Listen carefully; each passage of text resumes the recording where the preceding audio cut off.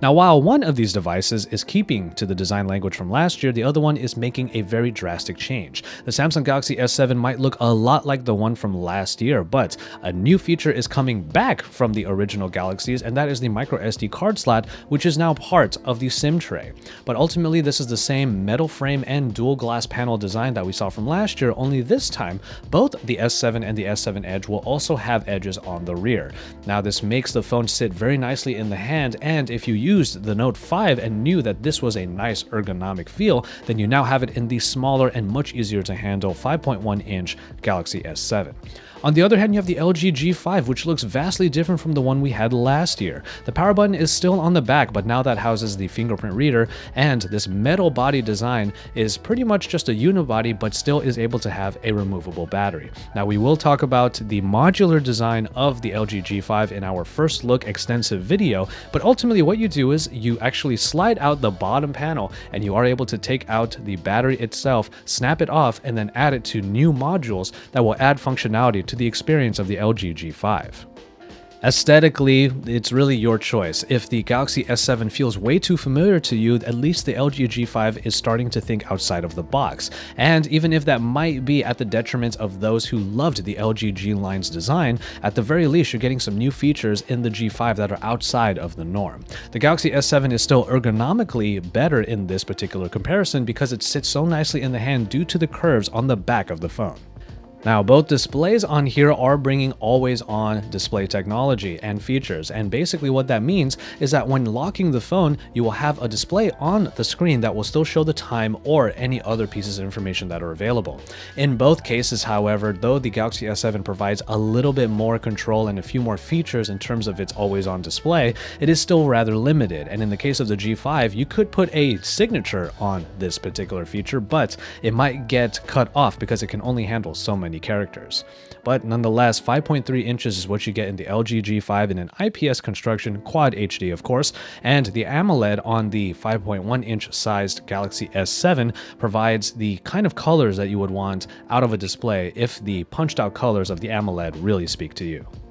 Performance is going to be a big part of both of these devices, and the LG G5 wears the Snapdragon 820 badge quite proudly. The 820 is going to be powering a lot of different devices, and that includes all the modules and even a VR experience.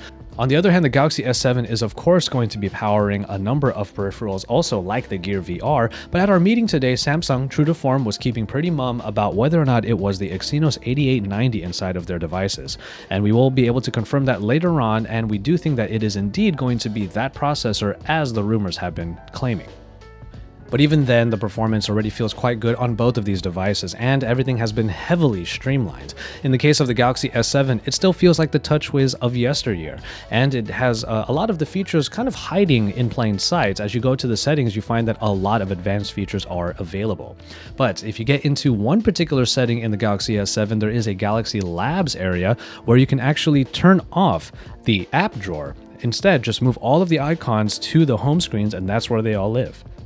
Of course, that is a controversial move for pretty much any manufacturer, but in the case of the Galaxy S7, at least you have the option to turn it on or off. On the other hand, the LG G5 went ahead and nixed it altogether. There is no app drawer in this version of Android Marshmallow that is installed on the LG G5, and we did think that that was a bit of a bummer when we first used it.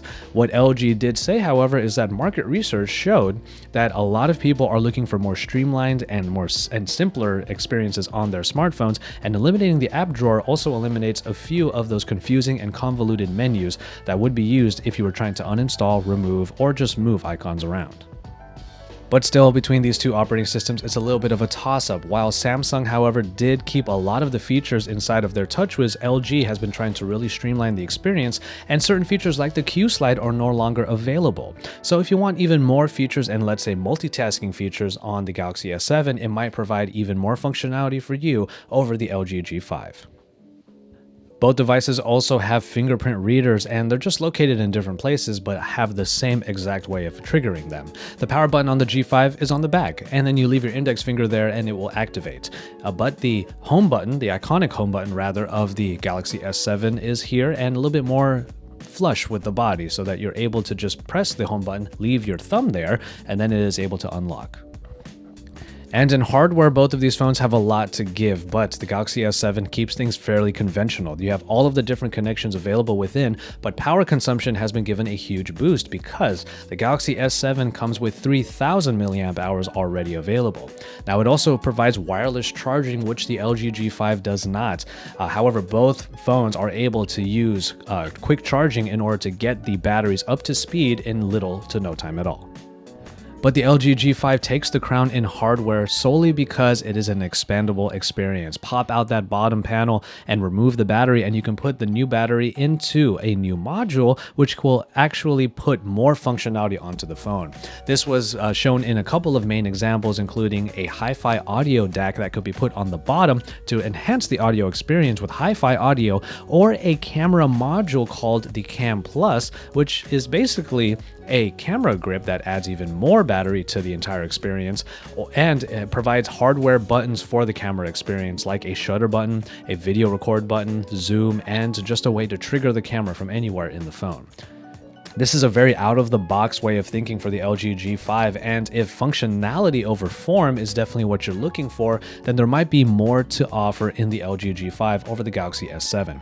That's not to say that the Galaxy S7 doesn't have a great camera up its sleeve either, as the 1.7 aperture, 1.4 micron pixel size, 12 megapixel camera on the Galaxy S7 should be able to provide some really great photos, especially in low light, given the construction of the actual sensor. On the other hand, the LG G5 has its own tricks up its sleeve, adding in a wide-angle lens on top of the conventional camera that is there, so that you are able to get even more into your shot by having a much wider field of view, 135 degrees worth to be exact. And it is a fairly seamless experience to zoom in and out of elements on the viewfinder, which will then trigger the change from one lens to the other. It basically comes down to different experiences. While you might have had a different design language between these two devices, now you have completely different experiences and expandability. The Galaxy S7 is a refinement of last year's design, but it does bring back a couple of key features that a lot of users were wishing were in the Galaxy S6. If the S6 was everything you wanted, but it was just missing those few things, then maybe the S7 is now the perfect smartphone for you. The LG G5, on the other hand, feels that there is going to be a stagnation in the smartphone space, and is trying to buck that trend by creating a whole new ecosystem for the G line. Yes, its design might be radically different, and some people may not be able to really fathom that, but because of this new design, we now have new functionality. Adding in the modules, whether it be the Cam Plus, the hi-fi audio, or even the VR 360 ecosystem, will allow the LG G5 to provide even more experiences to the general user. And we are excited to see both of these phones in action when we finally get our review unit. So stay tuned for a full versus between these two, including camera shootouts, and you will be able to see which one of these phones is definitely for you. Until then, keep it tuned to Android Authority for even more about both of these phones and MWC 2016, because we are your source for all things Android.